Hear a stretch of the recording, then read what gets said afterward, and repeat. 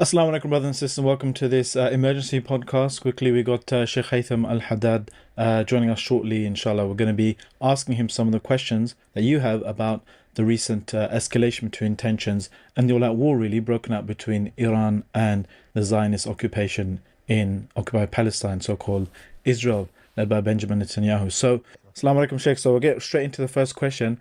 Who do we support? What is the Shar'i position when it comes to these two regimes attacking one another? Both of them have a huge amount of blood on their hands, innocent people's blood, in particular Muslim brothers and sisters' blood. What is the Shar'i position and who should we be supporting, some people may be thinking? Bismillah ar-Rahman ar-Rahim. So many people are asking about the Islamic position regarding the war that is taking place by the Zionist state of Israel and the Iranians or Iran. And of course, we all know the history of this Zionist state and the crimes of this state and the genocide that is taking place by their hands in Gaza and the occupation that has started maybe way before 1948, etc., etc. This is well known. We don't need to speak about it. On the other side, people say, but Iran is a Shia Rafidi state, and we know what they did in Syria, what they did in Yemen, Iraq, and other places. And we also know about their ambition, etc. So some people might say, but in reality, both are our enemies. I mean, the enemies of Ahl Sunnah, the enemies of Muslims. So what is the Islamic position regarding that? See, the way we need to look at it is we should not look at it and evaluate it in an emotional way. We have to be careful.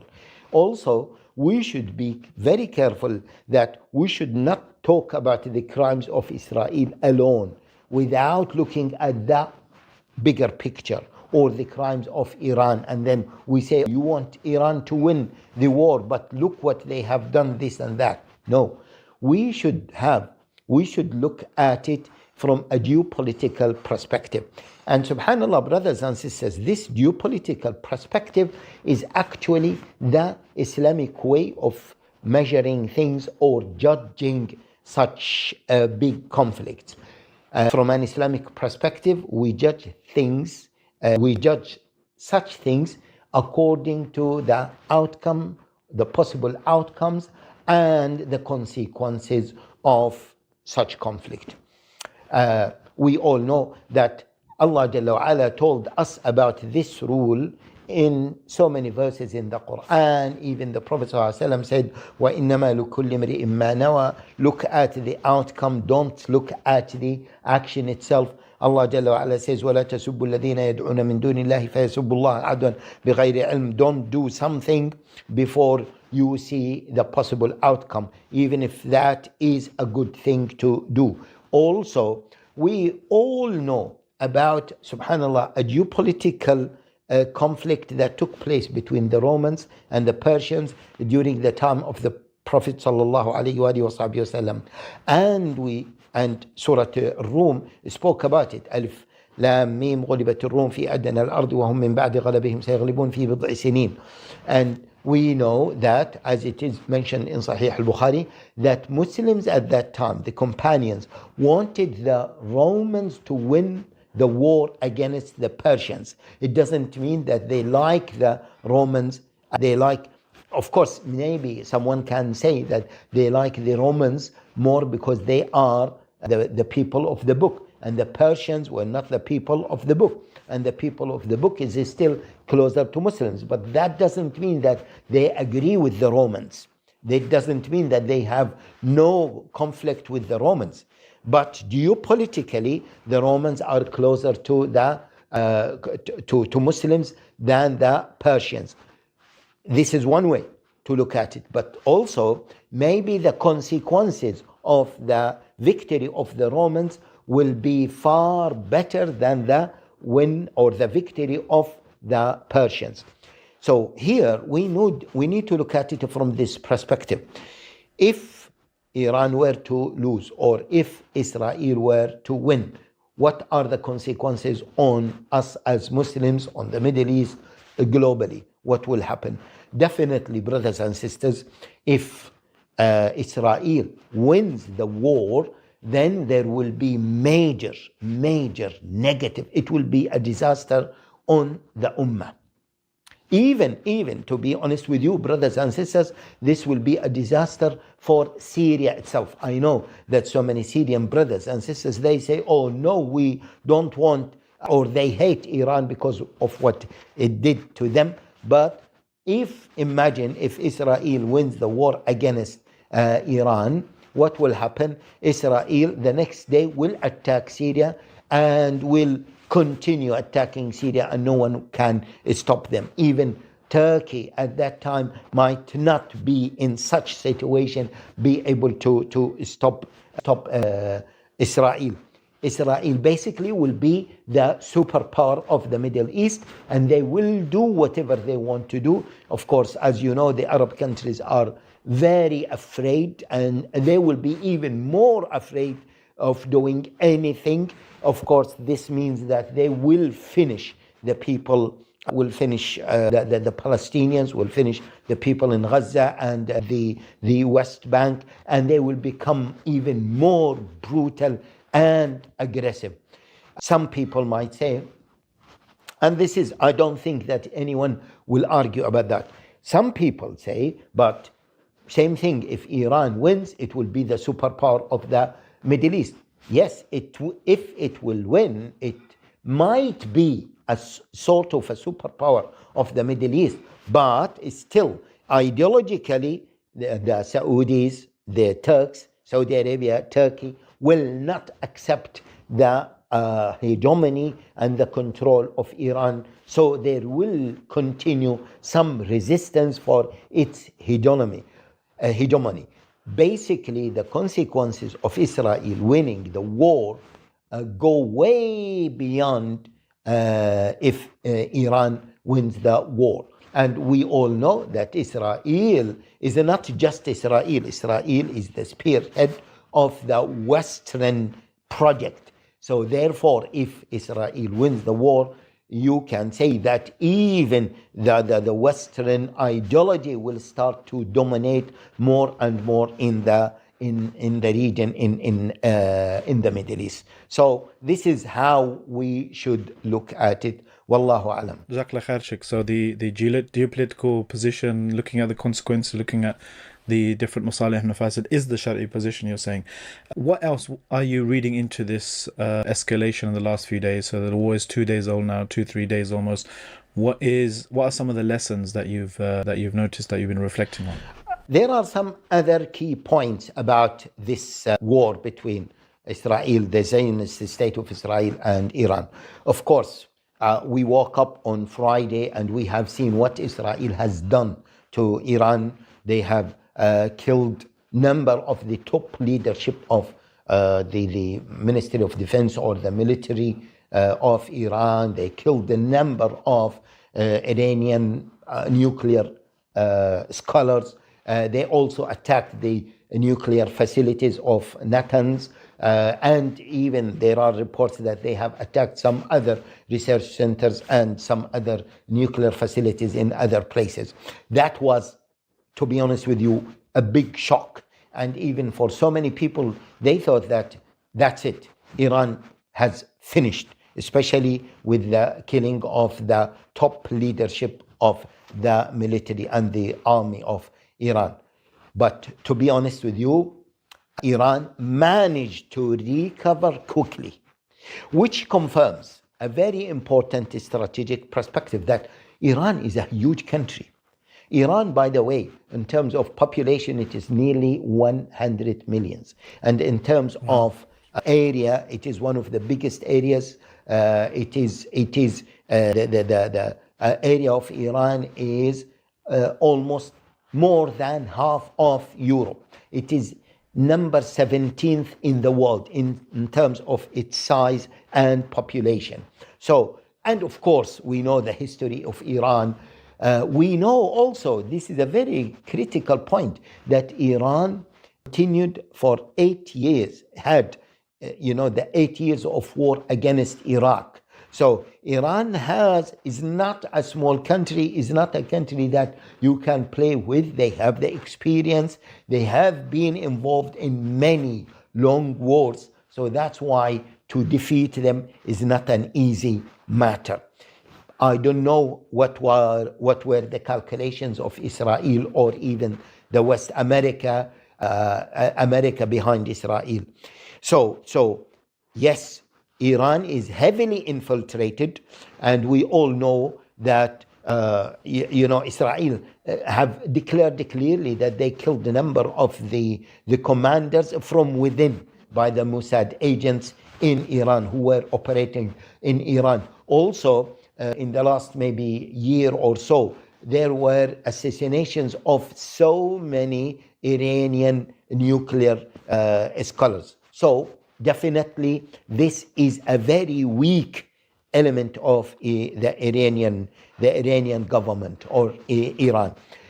There is here, by the way, there is a very important lesson that we need to understand, that before you build your country and your military, you need to build your people. You need to invest in your people. It is easier or much easier to build the nuclear facilities and missiles, supersonic missiles. But if you can be easily infiltrated from within, you can be easily defeated. Anyway, Iran was not defeated, and that is a very major point when we want to understand this conflict between Israel and Iran. Of course, the Iran managed to respond quickly, and the response was very strong. They launched so many attacks against Israel, and Israel now is not in a very good state. Of course, so many people are saying that Iran did not target strategic places in Israel. We don't know until now which areas or which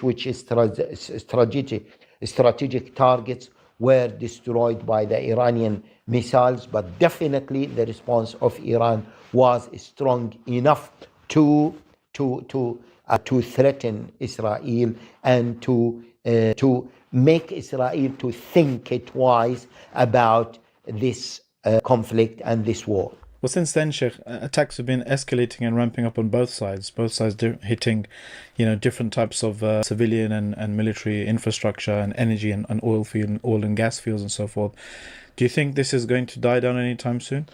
So we have to understand a key point here, that if you cannot, in such conflicts, if you cannot finish your opponent, your enemy completely, then you have to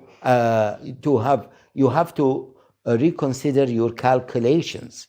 And maybe if you cannot finish him completely, it means that he wins.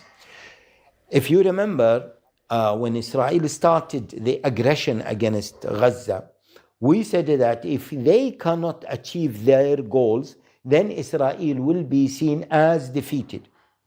And over time, we have seen, and there were so many voices that they were talking about this. Now, if Israel and the West behind the Israel, or America in particular, if they cannot finish Iran completely, either militarily, or even if they managed to have an internal revolution against the current Iranian regime, then Iran will come out stronger. It will come out of this conflict stronger than before, and it will go to Oman, Muscat, where they used to have the negotiation with Trump administration about their nuclear programs. They will go with stronger cards. They will play stronger cards. So now, is it possible to defeat Iran completely? I don't think so, but I learned something that is so important, that, in such conflicts, you cannot confirm easily, and there are things that may happen out of our understanding and calculation. And at the end of the day, وَيَمْكُرُونَ وَيَمْكُرُ اللَّهُ وَاللَّهُ خَيْرُ الْمَاكِرِينَ. They plot and Allah Jalla wa Ala is the best of plotters. And we always say that brothers and sisters don't think and calculate things from a materialistic perspective only, because Allah Jalla wa Ala is there. Allah Jalla wa Ala, He knows everything, and Allah Jalla wa Ala decreed everything, and Allah Jalla wa Ala has His wisdom. Allah Jalla wa Ala is al-Hakim al-Khabir. Allah Jalla wa Ala is the all-wise. Allah Jalla wa Ala does things according to His own wisdom Jalla wa Ala. Finally, Sheikh, many people have been wondering, what do you make of the Muslim majority countries that are not just standing by, but some of them are even, coming to the so-called Israel's defense? One brother, Sami Hamdi, mentioned it online about Jordan intercepting Iranian missiles as Israel's Arab Dome. What do we make of this? What do you make of this, Sheikh? The last point that I would like to mention here is, it is very unfortunate, brothers and sisters, that we Sunnis, we don't have a global, strong, unified project as the Zionist state has, and the West behind it, or America behind it, and as also the Shia Rafidi state of Iran. Where is our project? Yes, we have Turkey, but Turkey has been targeted, and it is really a promising country, despite all the conspiracies around it. But we don't need just one single country like Turkey. We need other Sunni countries to be united and to have their own projects.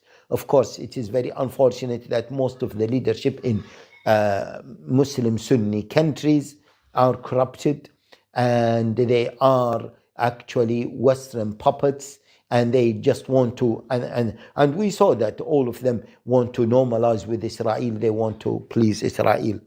Now there is a potential, brothers. There is a potential of a Sunni power to exist, inshallah, in the Middle East. The potential is there.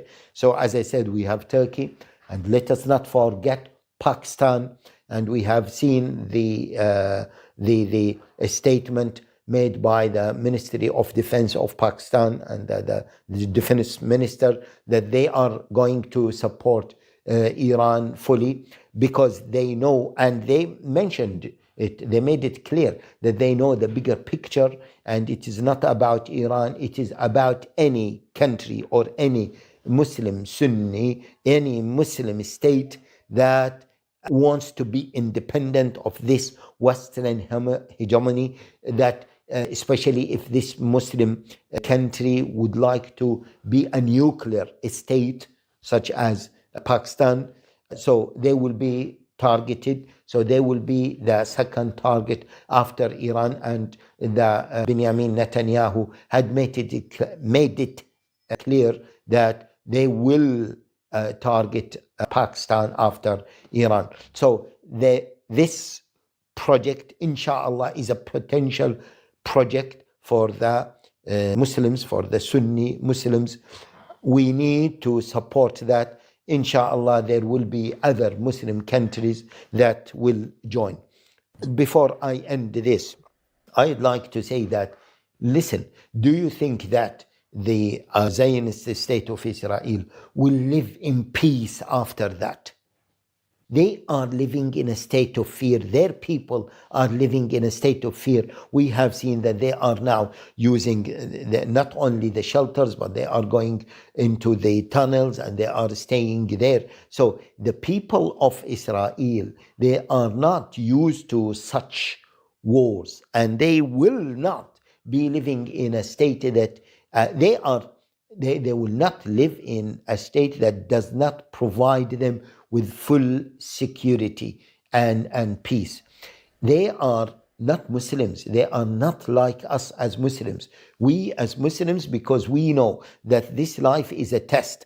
It is a temporary period of life. So death for us is actually transformation to the second life, to Jannah. So for us, yes, death is painful, but we can manage to live in hardship. We can manage to see martyrs among us, so we can survive for a long period of time. And that is the power of Islam.